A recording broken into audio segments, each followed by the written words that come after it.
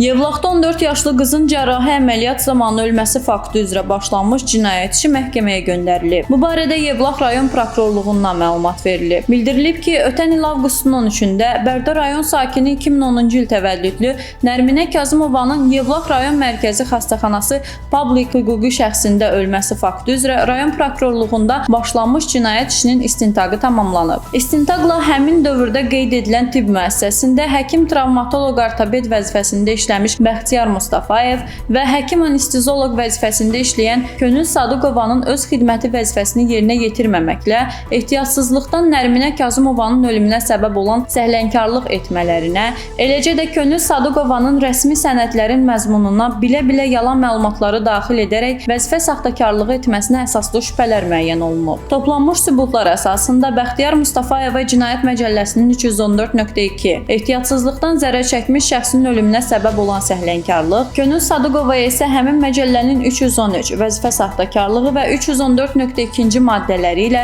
ittiham elan edilməklə cinayət işi baxılması üçün aidiyyatı üzrə rayon məhkəməsinə göndərilib.